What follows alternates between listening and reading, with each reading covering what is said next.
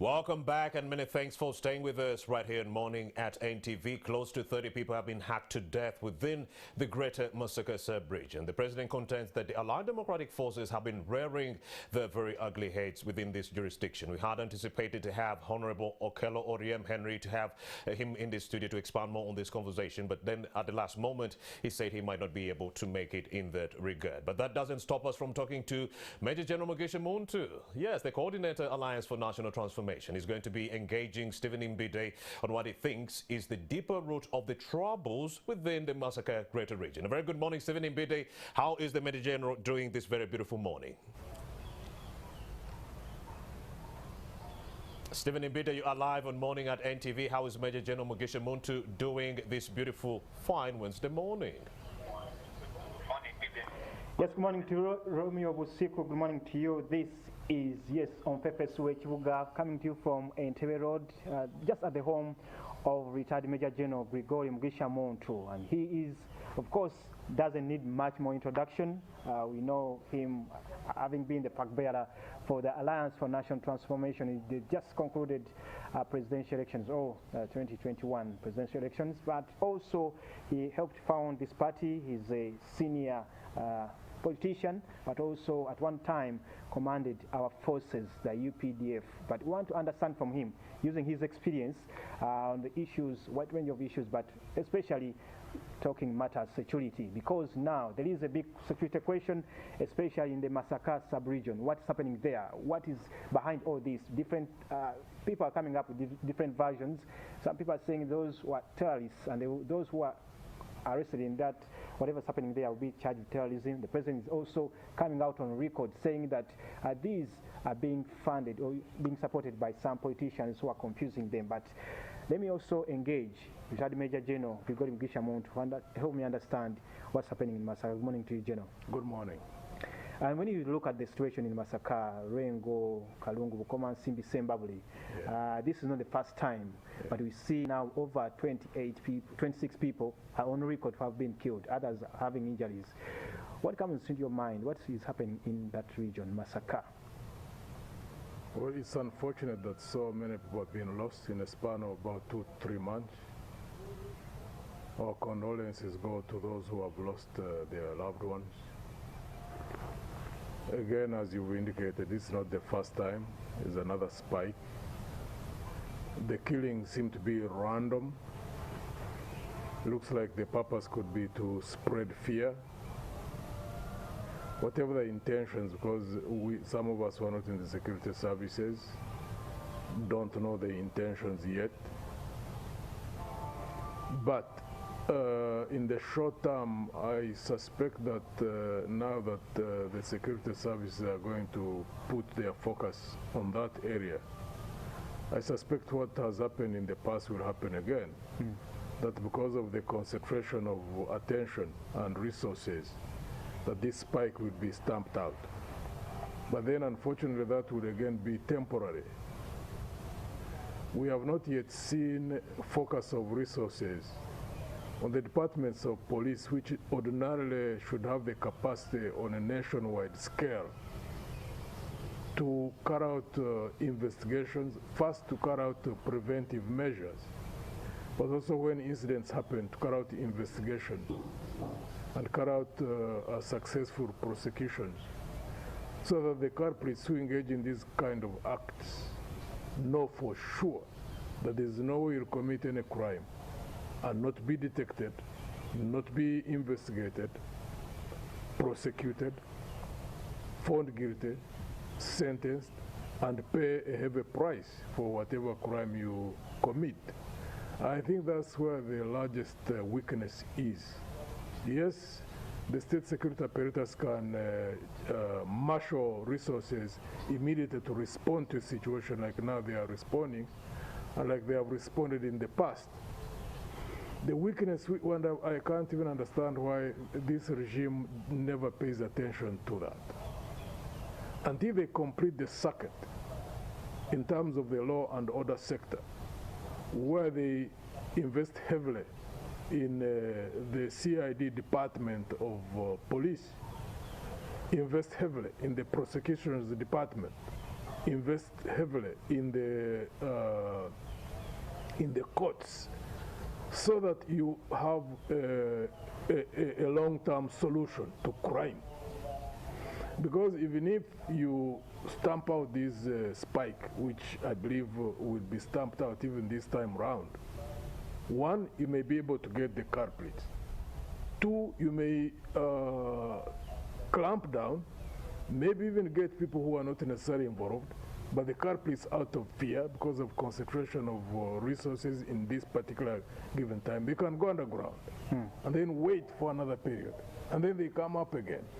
Because the biggest problem that we've seen in all these roundups that have happened in many parts of the country where these crimes come up, even when they get people whom they say are the suspects, you never see the end result of it being successful prosecutions. And it's a weakness, you know, and the government may say whatever they want to say, but most times you can never make a conclusion about the intentions of any government, depending on what the government says. Whenever you want to know how serious a government looks at any sector, you just look at the budget. So you get a sense of feeling that maybe the budget will do much more in terms of logistics. Oh yeah. I mean, when you look at like the CID budget, CID is underfunded, CID is understaffed, they are ill-motivated, and there is no way a force like that can ever carry out effective investigations that can lead to effective prosecutions. Could this have a connection with the way we see, the pace at which we see them moving into the ground? Because some people have argued that if it was maybe political threat, yes, the president says blames it to politicians, but some people are saying if it was Gen Muntu or Kano SJ or Bobby Wine staging a political rally in Masaka or wherever, you would see a lot of armored brigade and policemen go on the ground. But now you see isolated incidents. You know, again, now that there is a spike, of course, it's drawing attention. The whole country is focused on Masaka, and the government, of course, is feeling pressure. And therefore, they have now to concentrate resources in Masaka. But in the event that either they arrest the culprits, or the culprits themselves go underground, the spike will level out. And then what I suspect might happen, the government will again go to sleep in regard to that sector. We will only understand that he has woken up when we see the money they pump into CID. And in terms of capacity to investigate. And of course, it needs to be comprehensive in terms of morale of the first, right from the time of recruitment. CID is a department that needs to have the best, even the police services. And then remuneration. And then motivation. Also training. Equipment of all the requirements for investigating crimes sufficiently, and of course supervision. And once the department is sorted out of CID, is well equipped, well motivated, well staffed, then you also have to work on prosecutions, as I've indicated, and then the courts. Because even if you have a good investigation, if there is no good prosecution, the culprit will walk away.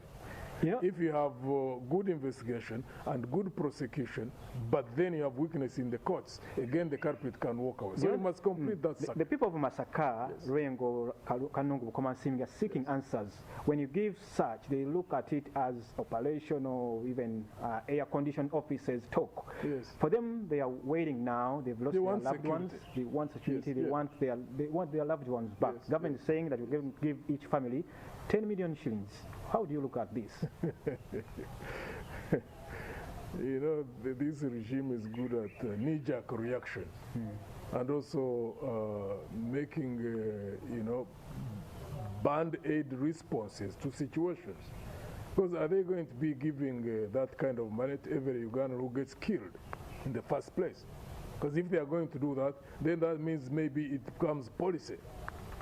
Would they have money to keep giving that kind of money to all the people who get killed, who get murdered? So how different is it now from the people who are being murdered in Masaka from those who get murdered in different parts of the country? Where is the difference? Because all of them are supposed to be secured. So that's just simply, I don't know whether it's politics, I don't know whether a way of diverting the pressure, which certainly would be onto them, that so many people, maybe 26, 27, 8, have died in a span of 3 months. The best thing would be for them to redirect resources within the police force, also put more resources into police force, but focus it on the CID department. Of course, the other department, the anti-terrorism unit as well, so that they are sufficiently funded, well equipped, well staffed, well motivated. The other problem is the issue of morale. I just heard the speech of Gen Muntu read by General Kahindo Tafiri at the burial of the late General Lokech. You know, trashing the police. Because if that speech was from him, which was read by General Otafire, basically it was saying that the late General Lokech was literally acting in a manner of putting things together within the police forces and making it seem that now, with his departure, unless another individual like him is put there, that the police force is almost non-functional. Because he was talking about, for example, interpretation of information from the camera networks, saying that the police were playing cards until General Ketch went there. And basically saying that the police force is not... Well, he has accused... So when you say that publicly, you are literally undermining a whole police force of 42,000 police officers. So if the police itself, in spite of all the weakness they might have, if there is no attention to put resources, also to direct resources in the departments like CID, like anti-terrorism unit, and also give them morale, you know, understand that the government understands their situation, and because motivating people, the army has got many officers and men who are motivated, who fight for the country. They are Ugandans. They are recruited from the society as police is recruited from the same society. So basically, it is a question of what attention you pay. You know, so if you go in public and literally indicate as if the police is just not doing anything other than an individual. Well, on one hand, you accuse them of being... basically, that's what I read, that's why I had the speech live. I mean, you know, on one hand, you would accuse the police of being infiltrated by Kawukumi, the being weavers, but then you concentrate on streamlining it. He also tell you that the police is accusing them of being human rights violators. But when you look at it from the other side, he will come back to you, the politicians. One of them, though he doesn't mention which politicians, he's accusing them of being behind the killings in Masaka that they are. It's just scapegoating. It's just scapegoating. I don't think that they even understand the reasons. Because the reasons for these kinds of youth, maybe who are involved in that, one, there is an environment in which there is joblessness, there is a state of frustration in the whole country. There is a problem within the economy, basically because of COVID. Now the concentration will be on resolving those root causes of what can cause crime, not just scapegoating. But that's their character, that's what they normally do. And until there is a new regime, I highly doubt whether they'll be able to concentrate in offering long-term solutions to some of these issues.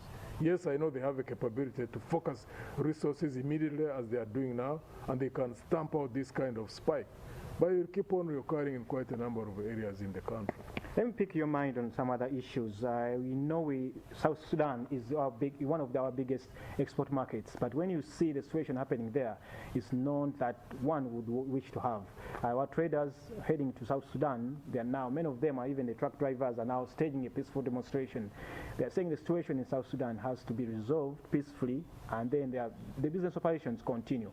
South Sudan, even the political leaders, some time back, they had the warring situation. Factions were fighting. How can the situation in South Sudan be handled so that trade and politics get along on the same line? My hope is that, I don't know what's happening in Kenya, Because Kenya and Uganda are critical in regard to South Sudan. I believe that if the leaders both in Kenya and Uganda pay attention and exert pressure consistently for quite a while, that the Sudanese leadership would start paying attention to this situation. Because the traders from, I believe it must affect not only Ugandans but also the Kenyans.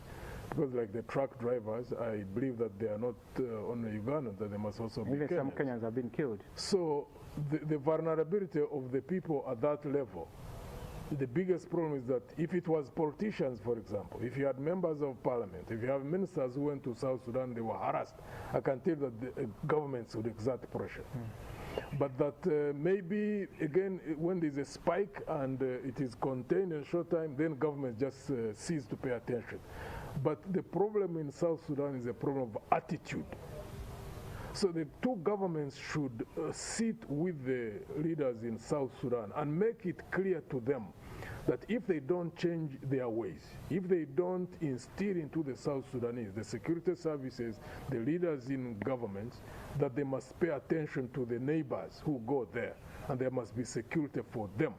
That if they don't do that, that there'll be a price to pay. Then South Sudan will pay more attention. Because literally Uganda and Kenya are the lifeline of South Sudan. So Uganda and Kenya have got leverage in that regard. If they choose to use that, they can read the right act to them. Because they need to know that if the routes through Kenya, through Uganda are closed, like now, if there is a strike by the drivers, how will they get, the means of livelihood? How will they get in imports? How will they export? The Kenyans you are talking about, in just less than a year, they expected to go through the polls. But when you look at the situation, it's not that harmonious between amongst the top politicians there. And when you look at 2007, the way it ended, it was into turmoil. We've just gone through an election. You, using your experience here, what would you tell them as they prepare for the next generation? Because even the Supreme Court, the Court of Appeal, trashed constitutional amendments. Yeah, the Kenyan situation seems to be quite tricky. They have had two experiences in the past where they really were at the edge almost of tipping over. One hopes that they have learned from those two experiences. Then one hopes that they will engage each other and ensure that they put in place the necessary mechanisms to go through this next transition. It looks quite tricky, but they have got the experiences, and one really hopes that they learn lessons from that. The two times that they went through those ugly situations, they recovered very, very fast. So at least we can give that to them. And to a large extent, they have started moving on the right track. They seem to be in a situation of uncertainty right now. But knowing how they relate, the Kenyan politicians many times tend to be different from, for example, here in Uganda. Even when they are involved in intense conflicts, they are able to meet behind the scenes and discuss and negotiate. So one hopes that they'll be able to do that and ensure that they take care of the future of the Kenyan nation, the Kenyan people. When you get back home here, you are an educationist also, having background of key background in the education sector. Kenyans and Tanzanians are back to school, but here we're still under lockdown on the schools. The thinking should be now, you cannot keep the children out of school for good. What should be the thinking now in your perspective? There was a Zoom meeting, I think, last week. The Minister of Education engaged with stakeholders. That's a positive step forward. Monday. I don't know the outcomes of it, but it should be. They should persist in that, continue discussing until they reach a consensus and reopen schools. I mean, Uganda is not an island. They should also study lessons. I suspect they may be doing that. If they haven't, they need to find out how is Kenya, opening schools, and Tanzania, and look at whether there is any negative impact. I have not heard of any, not in Kenya. So they can learn lessons, not only here in the region, all over the world. There are many countries that have gone through the same experiences, who've opened schools. They should open their minds and do that. Because the reason they are giving that they will only have to vaccinate first before they open schools, that's going to take a long time. I don't know. I don't know whether the government has given a timelines as to when they think they will have finished the vaccinations. I would think that they would be telling us a lie if they would be able to vaccinate the whole country in under 6 months. Most likely it will take even more than a year to be able to marshal the resources, even get the vaccines, and be able to vaccinate on a countrywide basis. Because you see, they say that many schools are day schools, and the fear is that if they go to school and go back home, that they be infected at school, and then they can take the virus home.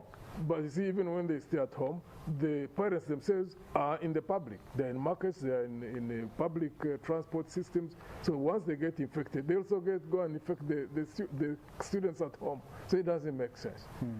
Let me also speak about politics. Alliance for National Transformation, which you founded as its leader then, before you ceded power to Honorable Ali Salaso as the national coordinator now. Are you frustrated that now you didn't even get a single MP into the political fray? No, we are not frustrated at all, because we operate from the end state. We are a very driven organization. We have the right message. We have got very good organizational capabilities.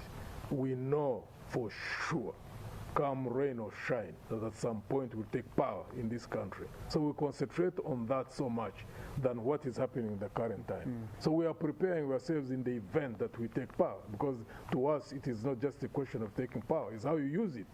Otherwise you'll just end up in the same vicious cycle. Because in a group, the group which is in power now, I think the 9th. So in a group which takes after Gen Muntu is going to be, I think, the 10th. So our concentration is how we keep organizing ourselves. We would have wanted to go to Parliament. We are not able to, but that has not diverted our attention from the things that we've been doing since our inception. We are now working on our organizational capabilities. So whether we're in Parliament or not in Parliament, that's not the issue. In the organization, do you see Mugisha Muntu on the ballot 2026 again? Well, that's 2026. We will keep building our capability. That's the most important thing. As I've said before, we want to build an organization whose capability is such that anybody we put at the head of it, anybody who would be running the country, has got robust capability from the organization. Because any one single individual, however good he or she is, cannot transform this country. And yet that is our focus, how to transform this country. So our focus is going to remain on how to build our capabilities. And we are doing quite well in that, even during the COVID time. We've been doing a number of things. Even as I speak, there are activities we are going to engage in. 7 months after the elections that we had in January, on the 14th of January, how do you look at the opposition now? The other day I saw the leader of opposition trying to bring together political leaders. The Speaker of Parliament is also trying to see in Parliament that there is a talk about Uganda's future. How do you look at the general playing field of the opposition, but vis-a-vis the way government or NRM is playing its own cards?